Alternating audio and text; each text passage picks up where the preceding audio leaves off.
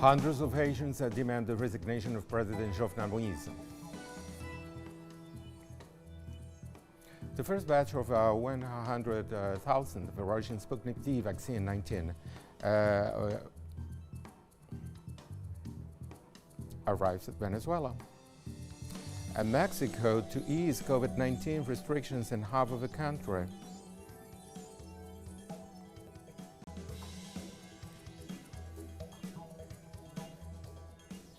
Hello, welcome to From the South. I'm Ray Gomez from the teleSUR studios in Caracas, Venezuela. We begin with the news. Stay with us.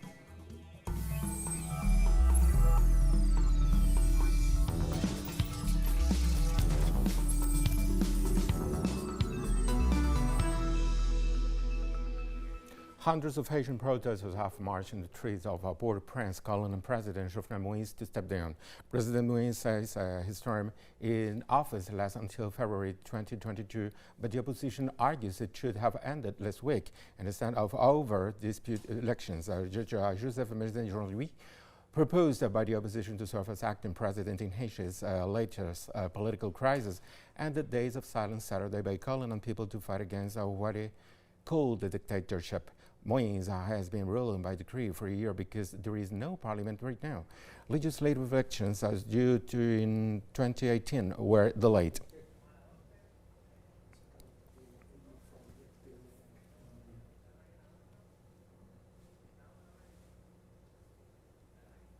A plane carrying 870,000 AstraZeneca COVID-19 vaccine doses has landed in Mexico City airport, the first batch produced in India to arrive in the country. What we are witnessing today is the arrival of the first AstraZeneca vaccines developed with Oxford that were produced in India for Mexico. The shipment is very important because it will let us accelerate our vaccination drive as was ordered by the President. Former Argentine President Carlos Menem has died at the age of 90, serving 2 terms as president between 1989 and 1999. Menem fostered a striking economic recovery and renewed ties to the United States and Britain. However, he was later convicted and graft and accused of covering up evidence in a deadly anti-Semitic bombing on his watch. After arranging a constitutional change to allow himself another term, Menem won re-election. His second term was marked by a series of setbacks with rising interest rates, trade deficits, crime and poverty, and with falling productivity, consumer confidence, imports and foreign investments. National debts skyrocketed to $179 billion.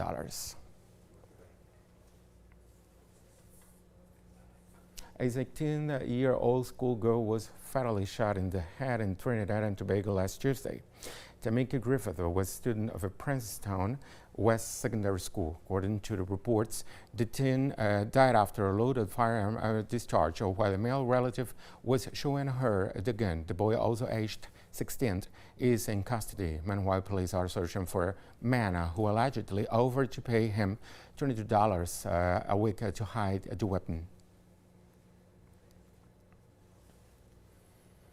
In Guatemala, dozens of bikes have protesters in Guatemala City to demand justice for the murder of girls following the region's killing of an 8-year-old.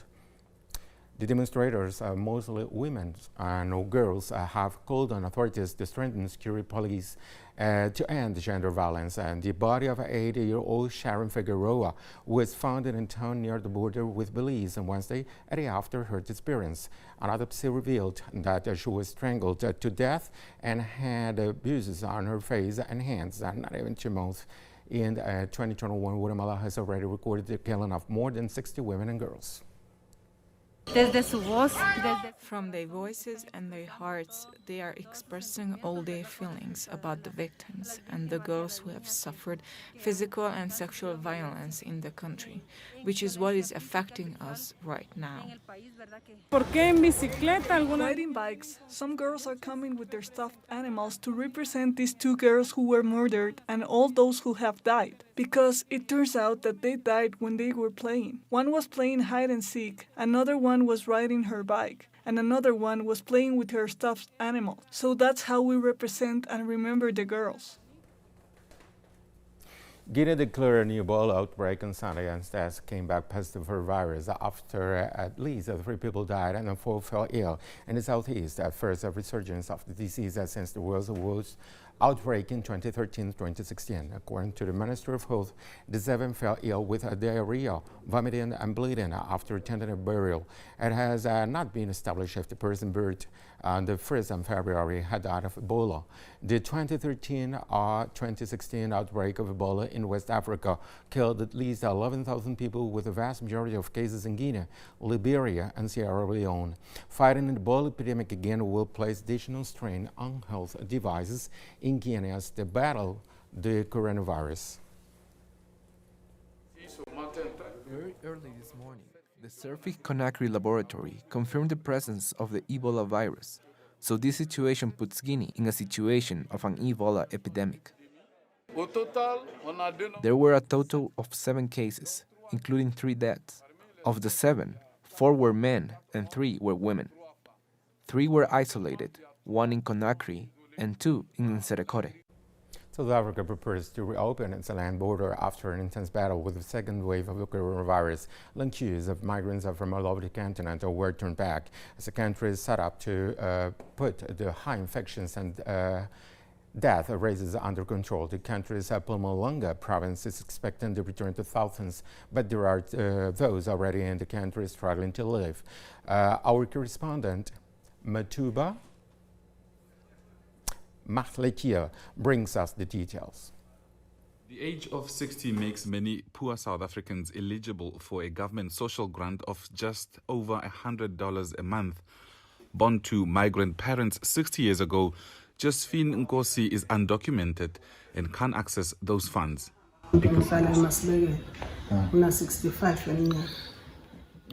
She says she's 65 but has no access to social grants. She was born here but moved to Eswatini as a child. But on her return, she was never able to get South Africa to give her an identity document because she got all her immunization as a child in the neighboring kingdom. But she says access to the nearby public health facility isn't a problem. Her children, however, are all South African citizens, but she battles to make ends meet. She survives with the help of community leaders like Nhlonipho Dlamini. We also go and seek donations for food parcels, and then we distribute them the food parcels. Should there be other issues, maybe at work or something, we intervene. Like others, they sell stuff to schools for living. So we also assist. Sometimes the school principal doesn't want them, then we go and intervene for them to be allowed to get a living. Another community leader, Nomsa Matobela, says the situation in neighboring kingdom of Eswatini is desperate. Some of the people from Swaziland, they can't afford to pay school fees there because there's no free education. So in South Africa, because there's free education, some of the people, they bring their children this side because they know that everything is free. They get books free.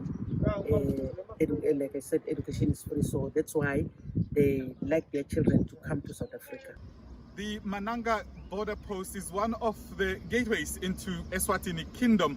But the subjects of King Swati III are flocking into South Africa by their numbers because this is where they get their economic freedom and opportunities to make a living. From the Mananga border post in South Africa, I'm Matiba Masachi. We'll take a short break now.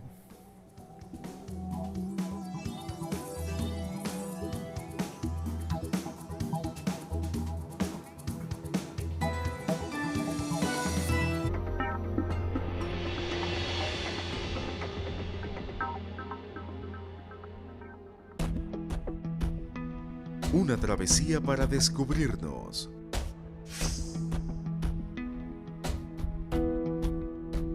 Buscamos conexiones perdidas. No nos queda otra que luchar, porque no tenemos nada que perder. Realmente es por todos. Recorremos el mundo con reportajes teleSUR. Saturdays, only on teleSUR.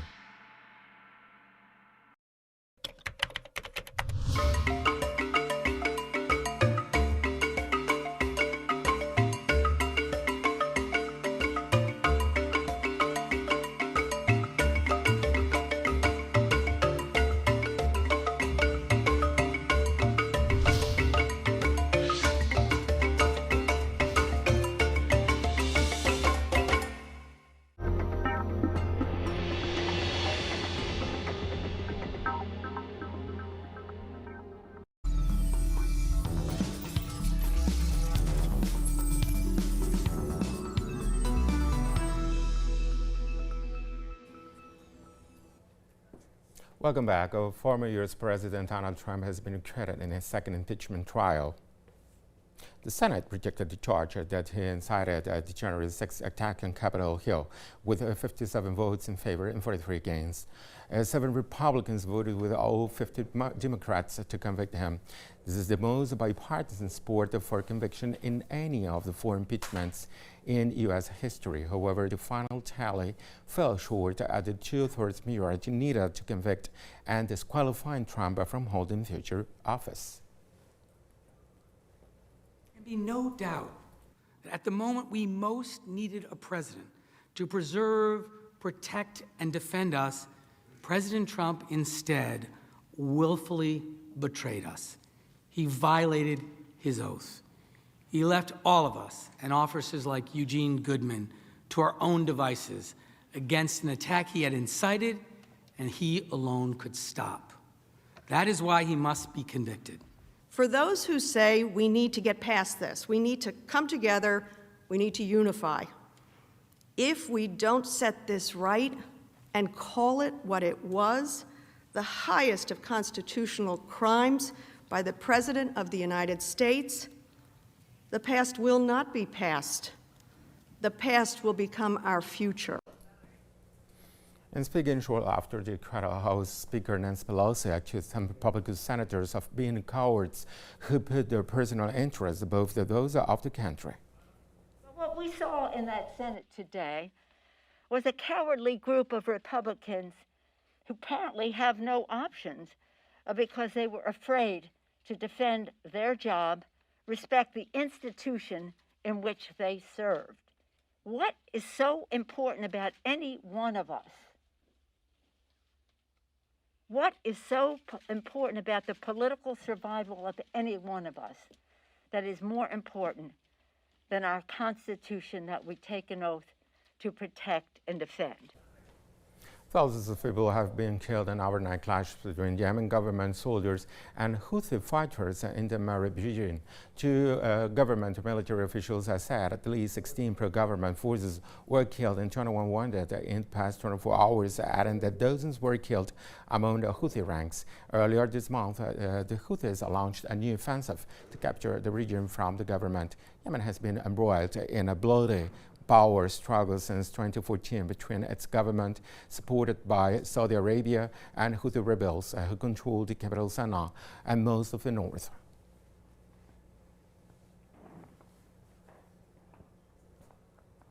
Lebanon has launched its vaccination campaign after receiving the first batch of the Pfizer-BioNTech vaccine. Under the planned, medical staff and those over the age of 75 are to receive the jab first. In total, the country hopes to receive around 6 million vaccine doses, including 2 million from Pfizer-BioNTech and another 2.7 million via the international COVAX distribution program. Lebanon has registered about 337,000 COVID-19 cases with 3,961 deaths since its first confirmed a case last February. In a press conference, Prime Minister Hassan Diab officially announced the launch of the vaccination campaign after the country gave its first COVID-19 vaccine dose to a health specialist and an elderly actor. We are launching the national vaccination campaign against COVID-19 with high quality, effective and trustworthy vaccines. Afterwards, we will begin to gradually free ourselves from the restrictions that this pandemic forced on us, and therefore life will come back to the various sectors after we reach the desired social immunity. Saudi Arabia has extended its COVID-19 restrictions for 20 days in an effort to curb the spread of the coronavirus in the kingdom. The Ministry of Internal Affairs decided to extend a part of the epidemic prevention and control measures, which started on February 1st. until the first week of March. Those restrictions include that attendance at social gatherings should not exceed 20 people. All recreational activities and public sports centers will be suspended and closed. According to the latest statistics released by the Minister of Health, Saudi Arabia reported 353 new coronavirus cases on Saturday, bringing the average daily number of new confirmed cases in the past week to 357, setting the highest record since November 2020. The first batch of 100,000 Sputnik-V Covid-19 vaccines has arrived in Venezuela. The government of President Nicolas Maduro has an agreement of 10 million doses with Russia. We are proud, Ambassador, of the Russia-Venezuela cooperation in which Russia has extended the hand of friendship and solidarity to our people, a country under attack by imperial powers. Mexico is easing COVID-19 restrictions in about half of the country, including the capital, amid the drop in infections and hospitalizations in many places. Mexico City announced that starting next week, gyms, indoor swimming pools, and churches will be allowed to open, and restaurants will be able to operate outdoors until 10 p.m. Shopping malls in the capital partially reopened during the past week. The government is trying to speed up the vaccination program with the authorization of 2 new vaccines this week. In total, fewer than 86,000 people have been fully vaccinated in a country with 126 million inhabitants. We'll take a short break now.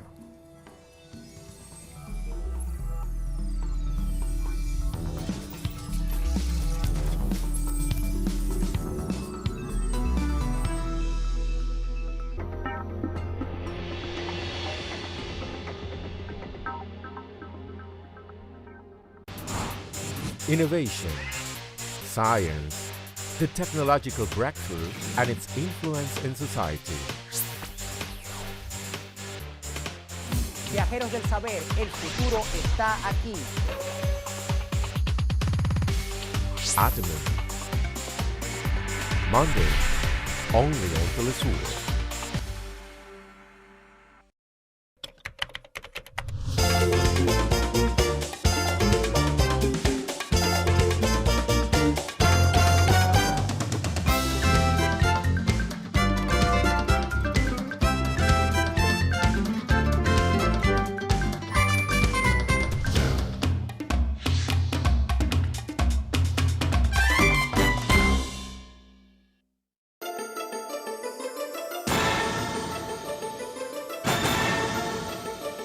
Who's moving the chess man? What interests motivate the actors behind each event? What's at stake?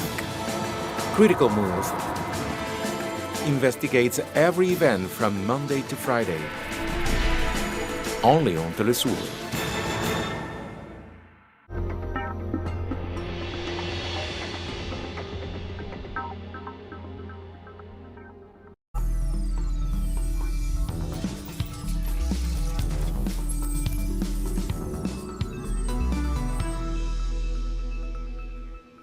Welcome back. Catalans have voted in regional elections that set to determine the strength of the region's pro-independence movement. Catalonian separatist parties are hoping to have won more than 50% of the vote in Sunday's election. However, opinion polls predicted a tight place against the parties not in favor of secession.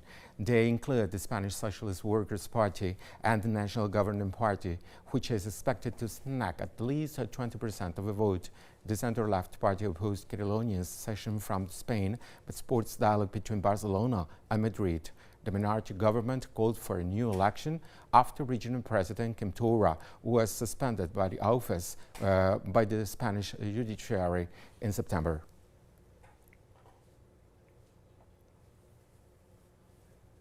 UK Prime Minister Boris Johnson says more than 15 million people in Britain have received their first coronavirus shot. Today, we have reached a significant milestone in the United Kingdom's national vaccination programme. On the 8th of December, just after 6:30 in the morning, This country's first coronavirus jab was delivered safely into the arms of Margaret Keenan at University Hospital in Coventry. In the following 2 months, this country has achieved an extraordinary feat, administering a total of 15 million jabs into the arms of some of the most vulnerable people in the country. It has been a truly national, UK-wide effort. We've done it together. And I want to thank each and every person who has helped make it happen. You can be incredibly proud of the part you've played. And thanks also to everyone who has had a jab so far, giving protection not just to yourself, but also to your fellow citizens and to the NHS. And in England, I can tell you we have now offered jabs to everyone in the first 4 priority groups, the people most likely to be severely ill from coronavirus, hitting the first target that we set ourselves.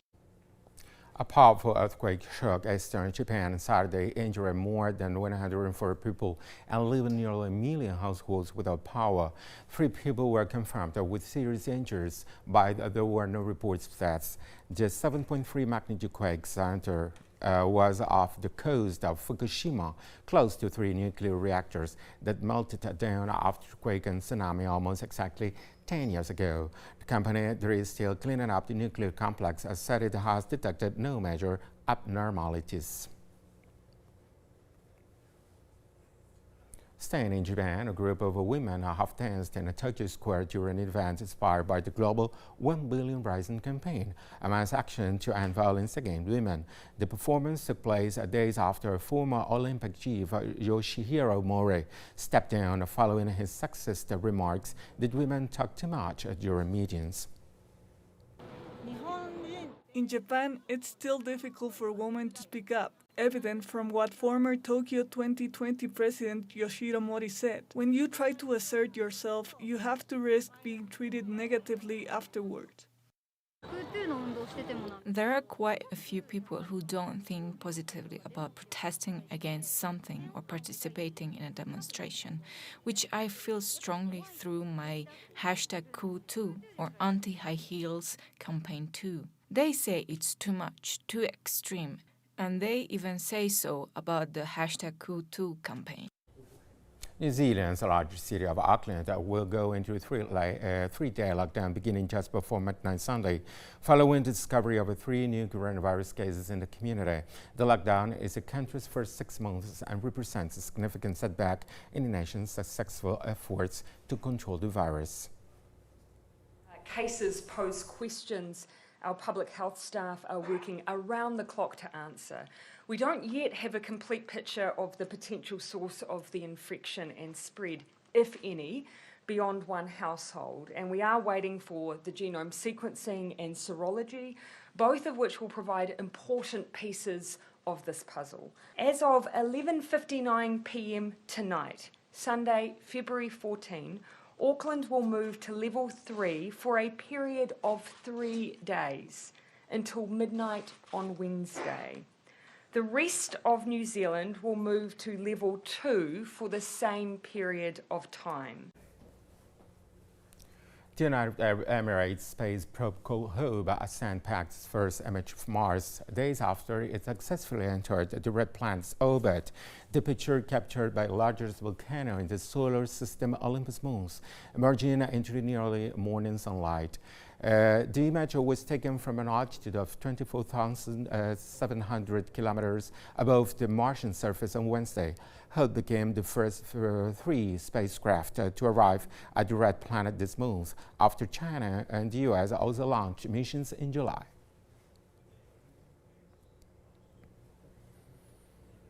We've come to the end of this news brief. You can find these and many other stories on our website, telesurenglish.net. And join us on social media, Facebook, Twitter, and Instagram. For teleSUR English, I'm Bray Gomez. Thank you for watching.